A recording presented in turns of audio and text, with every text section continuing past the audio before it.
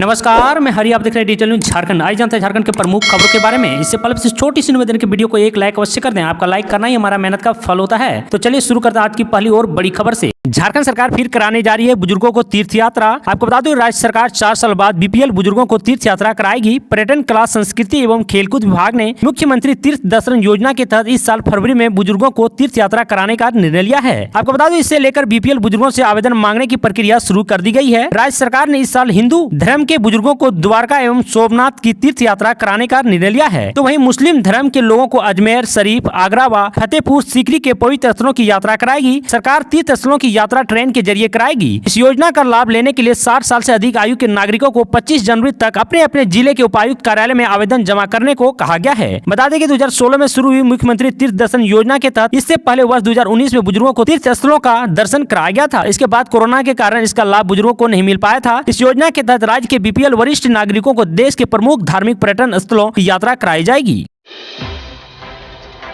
झारखंड में बड़ा हादसा, मजदूरों को ले जा रही गाड़ी टकराने से 7 की मौत, तो वहीं 8 लोग जख्मी हो गए हैं। आपको बता दूं, झारखंड के सरायकेला खरसवा में गुरुवार सुबह भीषण सड़क हादसा हो गई। इस हादसे में 7 लोग मारे गए जबकि 8 लोग गंभीर रूप से घायल हो गई है। आपको बता दूं, कुल घायलों की संख्या करीब 1 दर्जन बताई जा रही है। कहा जा रहा है कि मृतकों की संख्या में इजाफा हो सकता है। घटना सरायकेला खरसवा की है। घटना के संबंध में मिली जानकारी के मुताबिक सरायकेला खरसवा में राजनगर चाईबासा मुख्य मार्ग पर अनियंत्रित पिकअप वैन दुर्घटनाग्रस्त हो गई। बता दूं कि सुबह काफी कोहरा था। करीब 20 मजदूरों को लेकर पिकअप वैन कार्यस्थल की ओर जा रहा था। राजनगर चाईबासा मुख्य मार्ग पर पिकअप वैन पलट गई। हादसा इतना भीषण था कि मृतकों के शव इधर उधर बिखर गए। घायल की लूलहान हालत में पड़े। घटना की सूचना राजनगर पुलिस को दी गई। घटना की सूचना मिलते ही पुलिस घटनास्थल की ओर रवाना हो गई। मृतकों के शव को पोस्टमार्टम के लिए भिजवाया गया है। तो वहीं घायलों को पहले स्थानीय अस्पताल ले जाया गया। गंभीर रूप से घायल मरीजों को जमशेदपुर रेफर कर दिया गया है। खबरों में आगे बढ़ने से पहले आपसे छोटी सी निवेदन की, अगर आप चैनल में नए हैं तो चैनल को सब्सक्राइब अवश्य कर ले ताकि झारखंड की हर छोटी बड़ी खबर आप तक पहुँचा सकें।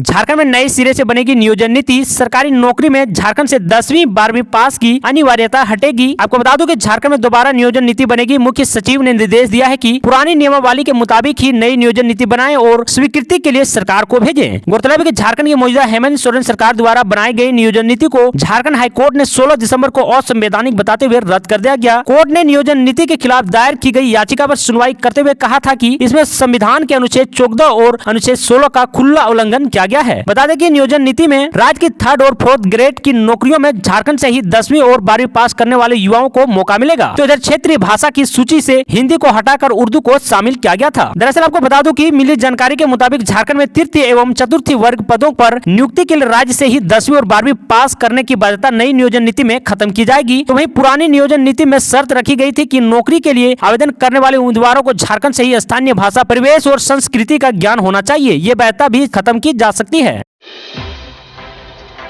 ढूलू महतो की गिरफ्तारी पर पत्नी सावित्री देवी ने सरकार पर लगाया साजिश का आरोप। कहा, जेल में उनकी जान को है खतरा। आपको बता दो, रांची उच्च न्यायालय के आदेश पर आत्मसमर्पण करने वाले बाघमारा विधायक ढूलू महतो को जेल में जान का खतरा है, इसलिए कोर्ट उनकी सुरक्षा सुनिश्चित करने के लिए उचित प्रबंध करने का सरकार को आदेश दे। बुधवार को स्थानीय परिसदन में विधायक की पत्नी सावित्री देवी ने एक प्रेस वार्ता में सरकार पर कई गंभीर आरोप लगाते हुए कहा कि वर्तमान सरकार उनके पति और विधायक को जेल में ही जान से मारने की साजिश रच रही है। झारखंड के जामताड़ा जिले से तमिलनाडु व मध्य प्रदेश के लोगों से फ्रॉड करते थे, जिसके कारण 7 साइबर अपराधी को गिरफ्तार किया गया है। दरअसल आपको बता दूं कि वर्ष 2023 में जामताड़ा साइबर थाना पुलिस को पहली बार बड़ी सफलता हाथ लगी है। साल के पहले अभियान में पुलिस के हाथ 7 साइबर अपराधी चढ़े, जिसमें एक सीएसपी संचालक और एक ग्राम प्रधान भी शामिल है। गिरफ्तारी साइबर अपराधियों की यह पूरी टीम है, जिसमें कुछ लोग फर्जी बैंक अधिकारी बनकर फोन कॉल के माध्यम से लोगों को फंसाने का काम करते थे, तो वहीं कुछ लोग ट्रांजैक्शन का काम करते थे। इसके साथ ही कुछ लोग एटीएम से निकासी करते थे, तो वहीं सीएसपी संचालक उनकी ठगी किए गए रुपये को विभिन्न खातों में एडजस्ट करने का काम क्या करता था।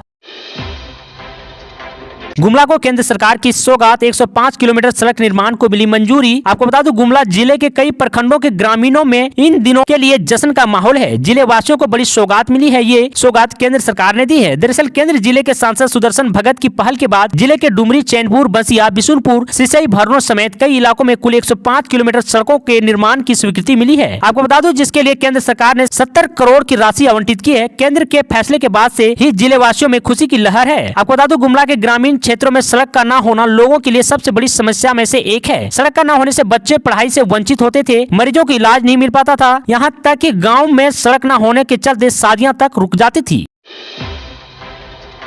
गुमला में हाथियों का उत्पात जारी, 2 ग्रामीणों को कुचलकर मार डाला। दरअसल आपको बता दें कि गुमला जिले में हाथियों का आतंक है। 2 ग्रामीणों को हाथियों ने कुचलकर मार डाला। गुमला थाना के घटगांव में सिटुआ गोप 68 वर्ष और घाघरा थाना के तेंदार में बंधनी उराइन 42 वर्ष को हाथियों ने मार डाला है। 2 दर्जन से अधिक गाँव में हाथी उत्पात मचाए हैं। दरअसल बता दूं कि 50 से अधिक घरों को तोड़ दिया गया है। वहीं दीवार को भी ध्वस्त कर दिया गया है। दरवाजों को भी पैर से मारकर तोड़ दिया है। घर में रखे धान को खाने के बाद बर्बाद कर दिया गया है। खेत में लगे फसल को भी रोन डाला है। दरअसल बता दूं कि अभी भी हाथियों का घटगांव जंगल और तेंदार के जंगल के समीप 1 दर्जन गांव के लोग जगह कर रहे हैं। हालांकि वन विभाग हाथियों को झुंड से सुरक्षित जंगल में भगाने में लगा हुआ है। गांव-गांव में टॉर्च, पटाखा, बम, लाल मिर्च वितरण किया गया है ताकि रात या दिन में गांव में हाथी घुसे तो ग्रामीण खदेड़ सके।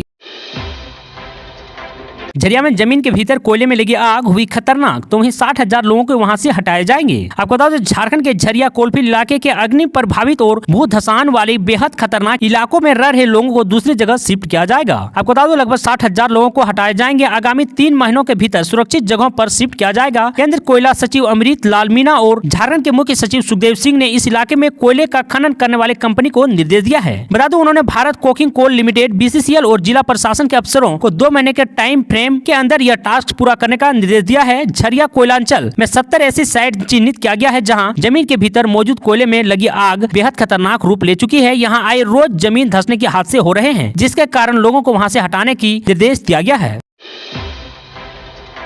जेएनयू से पारसनाथ पहाड़ियों को मुक्त करने के लिए आदिवासी संगठन 5 राज्यों में करेंगे आंदोलन। आपको बता दूं कि रांची 11 जनवरी जनजातीय संगठन आदिवासी सेंगेल अभियान ASA ने बुधवार को घोषणा की है कि वह मारंग बुरु पारसनाथ पहाड़ियों को जेएनयू से मुक्त कराने के लिए 17 जनवरी को 5 राज्यों में विरोध प्रदर्शन करेगा। बता दूं संगठन ने कहा कि झारखंड, पश्चिम बंगाल, असम, उड़ीसा और बिहार के 50 जिलों में विरोध प्रदर्शन आयोजित किए जाएंगे और इस मुद्दे पर राष्ट्रपति द्रौपदी मुर्मू को एक ज्ञापन सौंपा जाएगा। आपको बता दूं कि भारतीय जनता पार्टी के पूर्व सांसद और ASA अध्यक्ष सालखन मुर्मू ने कहा कि पारसनाथ पहाड़ियां हम आदिवासियों के लिए मारंग बुरु या भगवान है, लेकिन जेएनयू ने उन्हें हड़प लिया है। मारंग बुरु का संरक्षण आदिवासी समाज का संरक्षण है। तो इसी बीच कई जनजातीय संगठनों ने घोषणा की है कि उनके सदस्य पारसनाथ पहाड़ी को बचाने के आंदोलन के प्रति एकजुटता दिखाने के लिए 30 जनवरी को आदिवासियों के महानायक बिरसा मुंडा की जन्मस्थली खूंटी जिले के उलीहातू में 1 दिन का उपवास करेंगे।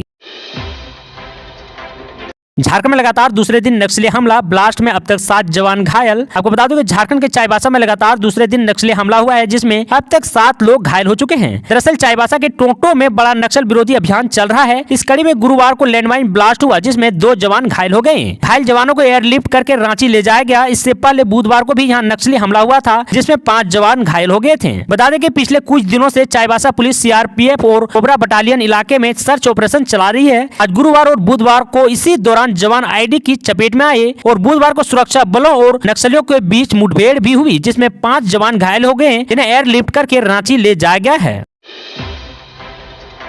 बजट 2023 के बाद केंद्र सरकार के कर्मचारियों का 18 महीने का DA एरियर मिलेगा। आपको बता दो 18 महीने के पेंडिंग DA बकाये का इंतजार कर रहे केंद्र सरकार के कर्मचारियों को केंद्र बजट 2023 के बाद एक अच्छी खबर मिल सकती है। बता दूं कि मीडिया रिपोर्ट के माने तो 7वें वेतन आयोग के आधार पर महंगाई भत्ते DA में बढ़ोतरी के अलावा सरकार लंबित DA बकाये के बारे में फिर से सोच रही है। केंद्र की मोदी सरकार 1 फरवरी 2023 को अपना बजट पेश करेगी। उम्मीद है कि केंद्र बजट 2023 के बाद DA बकाये पर भी कुछ फैसला लिया जा सकता है। आजसू के मार्च में फंसे एम्बुलेंस, स्कूल बस और जज के वाहन घंटों रहा जाम। आपको बता दूं युवा दिवस पर आजसू पार्टी के सहयोगी छात्र संगठन अखिल झारखंड छात्र संघ द्वारा गुरुवार को आरगोड़ा चौक से मोहराबादी मैदान तक मार्च का आयोजन किया गया। करीब 2:45 बजे मार्च आरगोड़ा चौक से निकाला गया। रोड घंटों जाम रहा। इस दौरान हाईकोर्ट के जज की गाड़ी भी फंसी रही। आनंद फानन में जज की गाड़ी को हरमू रोड के दूसरे मार्ग पर डायवर्ट किया गया। इस मार्च के कारण कई स्कूल बस, एम्बुलेंस भी फंसे रहे। आम लोगों को करीब 3 घंटे तक जाम का सामना करना पड़ा।